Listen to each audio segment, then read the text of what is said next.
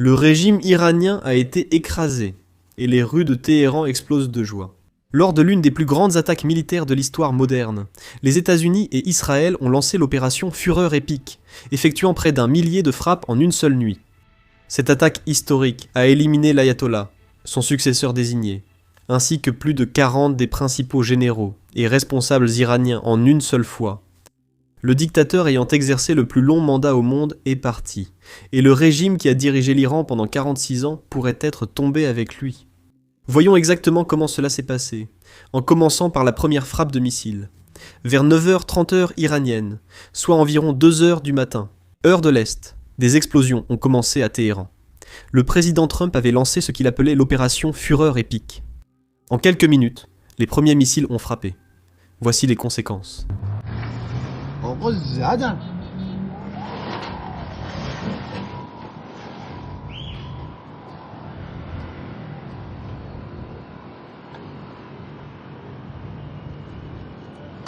بیتو زدن بیتو زدن. Les premières frappes ont été menées par Israël, et elles visaient directement Khamenei lui-même. 7 missiles ont frappé près du palais présidentiel et du complexe où vivait Khamenei. Beaucoup de responsables iraniens, y compris la famille de Khamenei et son fils, Mostabah Khamenei, se trouvaient dans le bâtiment. C'est important, car Mostabah n'est pas un simple membre de la famille. On s'attendait à ce qu'il soit l'héritier, le prochain guide suprême de l'Iran, si son père, qui a 86 ans, venait à mourir soudainement. Le fait que le guide suprême et son successeur pressenti aient été éliminés ensemble montre à quel point cette frappe a été dévastatrice. Et il n'y a maintenant plus de ligne de succession claire au sein du régime islamique. Mais Khamenei n'était pas seul lors de cette rencontre, et c'est ce qui a rendu cette opération sans précédent. Fox News a appris cela d'un haut responsable de la sécurité israélienne. Israël estime que plus de 40 hauts responsables de la sécurité et du régime iranien ont été tués lors des frappes menées pendant l'opération initiale qu'Israël a lancée ce matin avec les États-Unis contre le régime iranien. Ce responsable ajoute qu'il s'agit de l'une des plus grandes opérations de décapitation de régime menées dans l'histoire de la guerre moderne, et que les services de renseignement israéliens ont réussi à infiltrer l'échelon de sécurité iranien, rendant ces frappes possibles, a expliqué ce responsable. Mais encore une fois, cette information vient tout juste de nous parvenir, nous avons pu la confirmer. Un haut responsable israélien a déclaré à Fox News que plus de 40 hauts responsables de la sécurité et du régime iranien ont été tués lors de la frappe initiale de ce matin. Et John et Sandra, comme vous pouvez l'entendre sur nos téléphones ici, nous allons rester ici. Nos agents de sécurité m'ont donné le feu vert pour rester ici.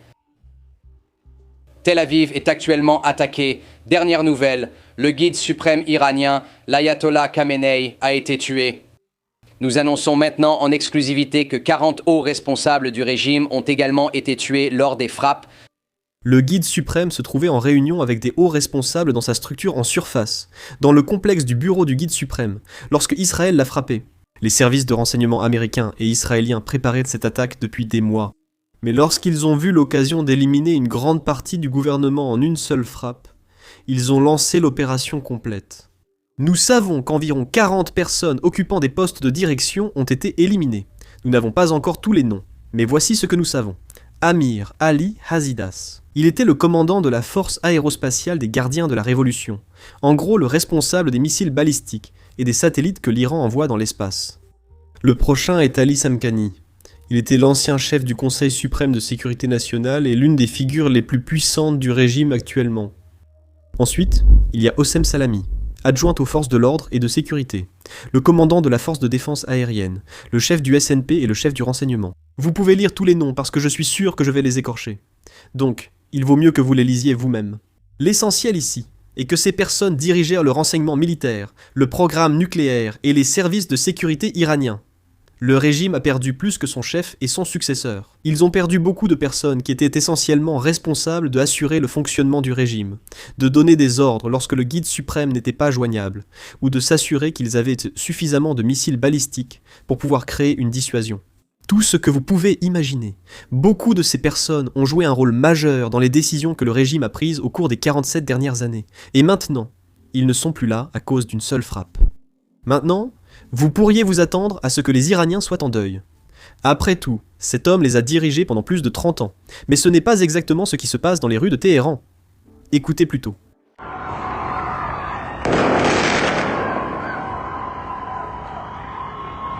Fêtes et acclamations. Les gens envahissent les rues pour célébrer publiquement la mort de leur guide suprême.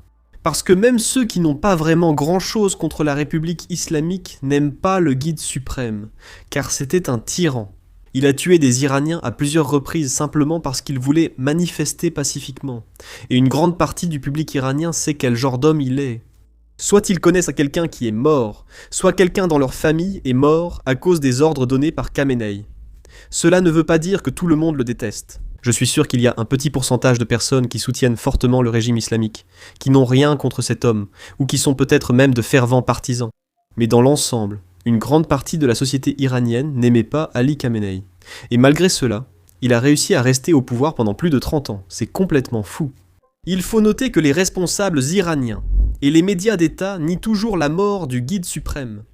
Même si des rapports indiquent que le président Trump et le premier ministre israélien Netanyahou ont vu des vidéos, voire des images du corps sans vie. Pourtant, les responsables iraniens continuent de nier, comme ils l'ont déjà fait auparavant. Lorsque le premier ayatollah, Khomeini, est mort en 1989, puis lorsque le président iranien Raïssi est décédé dans un accident d'hélicoptère, le régime n'a pas simplement annoncé la mort immédiatement. Ils ont attendu jusqu'au lendemain matin pour annoncer le décès à la télévision d'État. Au moment où j'enregistre, il est environ 21h10 en Iran. Ils attendront sans doute le lendemain matin pour l'annonce officielle. Maintenant, chaque fois que je parle de décès qui se produisent en Iran, pour une raison quelconque, l'algorithme de YouTube restreint notre vidéo parce qu'elle n'est pas adaptée aux annonceurs. Mais malgré tout, c'est la réalité. En fait, le mois dernier seulement, nous avons parlé de la façon dont le régime iranien a tué 32 000 Iraniens innocents, et c'est pourquoi il est important de parler de ce genre de choses. Si vous pouvez m'aider en cliquant sur le bouton s'abonner ci-dessous, cela influence vraiment l'algorithme. Merci beaucoup, les confirmations affluent déjà. Voici la déclaration publiée par le président Trump. Khamenei, l'une des personnes les plus maléfiques de l'histoire, est mort. Ce n'est pas seulement la justice pour le peuple iranien, mais aussi pour tous les grands Américains, et ceux de nombreux pays à travers le monde qui ont été tués ou mutilés par Khamenei, et sa bande de voyous assoiffés de sang. Il n'a pas échappé à nos services de renseignement et systèmes de suivi sophistiqués. En collaboration avec Israël, lui et les autres dirigeants tués ne pouvaient rien faire. C'est la plus grande opportunité pour le peuple iranien de reprendre son pays. Nous entendons dire que beaucoup de leurs forces militaires du CGRI, ainsi que d'autres forces de sécurité et de police, ne veulent plus se battre et cherchent à obtenir l'immunité de notre part. Comme je l'ai dit hier soir, ils peuvent obtenir l'immunité maintenant. Plus tard, ce sera la mort. J'espère que le CGRI et la police se joindront pacifiquement aux patriotes iraniens et travailleront ensemble en tant qu'unité pour ramener le pays à la grandeur qu'il mérite. Ce processus devrait bientôt commencer car non seulement Khamenei est mort, mais le pays a été en grande partie détruit, voire anéanti, en une seule journée. Cependant, les bombardements lourds et ciblés continueront toute la semaine, ou aussi longtemps que nécessaire, pour atteindre notre objectif de paix au Moyen-Orient et dans le monde. Trump l'a fait à plusieurs reprises. Il a incité les forces de sécurité iraniennes à rejoindre le peuple au lieu de le combattre. Reste à voir s'ils accepteront cette offre. Mais le régime a perdu 40 de ses principaux dirigeants, probablement plus, et la donne a changé. Je vais vous montrer l'ampleur de la situation. Ce n'est pas juste un assassinat, mais une campagne militaire. En 12 heures, les forces armées américaines ont effectué environ 900 frappes contre l'Iran par air, mer et terre. Missiles de croisière, drones et avions pilotés frappant tous simultanément. En même temps, les forces américaines interceptaient des centaines de missiles balistiques iraniens visant Israël et les bases américaines au Moyen-Orient. L'Iran a touché une base à Bahreïn, mais selon les images, il s'agissait d'un entrepôt de la police militaire. Aucune victime américaine n'a été annoncée, ni à la suite des représailles iraniennes, ni lors des opérations américaines. Et il y a une autre chose qui mérite d'être soulignée, car les États-Unis viennent d'utiliser une nouvelle capacité. Pour la toute première fois, l'armée américaine utilise des drones kamikazes en combat. Ce ne sont pas les drones FPV que nous voyons sur les lignes de front en Ukraine. Système plus puissant et à plus grande portée, mais le concept reste identique. Ils volent jusqu'à la cible et explosent, sans risque pour le pilote. C'est l'avenir de la guerre américaine et de la guerre en général. L'Iran est le premier à le voir à grande échelle. Durant cette opération, les États-Unis ont ciblé des sites stratégiques du CGRI, des bases navales, des installations souterraines nucléaires et d'autres objectifs importants. À noter, les 3 sites nucléaires touchés lors de l'opération Marteau de minuit l'an dernier n'ont pas encore été visés de nouveau. Mais je pense que cela arrivera, comme l'a clairement dit le président Trump. Les bombardements ciblés intensifs vont se poursuivre toute la semaine. Ce sera donc une opération plus longue que la précédente sous l'administration Trump. Avant de conclure, je souhaite vous présenter la déclaration complète du président Trump sur cette attaque. Elle révèle tout sur la suite. Écoutez attentivement. Il y a peu de temps, l'armée américaine a lancé d'importantes opérations de combat en Iran. Notre objectif est de défendre le peuple américain en éliminant les menaces imminentes du régime iranien, un groupe cruel composé de personnes très dures et terribles. Ces activités menaçantes mettent directement en danger les États-Unis, nos troupes, nos bases à l'étranger et nos alliés partout dans le monde. Depuis 47 ans, le régime iranien scande « Mort à l'Amérique » et mène une campagne de sang sans fin. Effusion de sang et massacres de masse visant les États-Unis, nos troupes et les innocents dans de nombreux pays. Parmi les tout premiers actes du régime, il y a eu le soutien à la prise violente de l'ambassade américaine à Téhéran, retenant des dizaines d'otages américains pendant 444 jours. En 1983, les agents de l'Iran ont perpétré l'attentat contre la caserne des Marines à Beyrouth, qui a tué 241 militaires américains. En 2000, ils étaient au courant et ont probablement été impliqués dans l'attaque contre l'USS Cole. Beaucoup sont morts. Les forces iraniennes ont tué et mutilé des centaines de militaires américains en Irak. Les supplétifs du régime ont continué à lancer d'innombrables attaques contre les forces américaines stationnées au Moyen-Orient ces dernières années, ainsi que contre des navires militaires et commerciaux américains dans les eaux internationales. C'est du terrorisme de masse et nous n'allons plus le tolérer. Du Liban au Yémen et de la Syrie à l'Irak, le régime a armé, entraîné et financé des milices terroristes qui ont ensanglanté la terre. Et c'est le supplétif de l'Iran, le Hamas, qui a lancé les attaques monstrueuses du 7 octobre contre Israël, massacrant plus de 1000 innocents, dont 46 Américains, tout en prenant 12 de nos citoyens en otage. C'était brutal, quelque chose que le monde n'avait jamais vu auparavant. L'Iran est le principal État soutien du terrorisme au monde et tout récemment, il a tué des dizaines de milliers de ses propres citoyens dans la rue alors qu'ils manifestaient. Cela a toujours été la politique des États-Unis, en particulier de mon administration, que ce régime terroriste ne puisse jamais posséder une arme nucléaire. Je le répète, ils ne pourront jamais posséder une arme nucléaire. C'est pourquoi, lors de l'opération Marteau de minuit en juin dernier, nous avons anéanti le programme nucléaire du régime à Fordo, Natanz et Ispahan.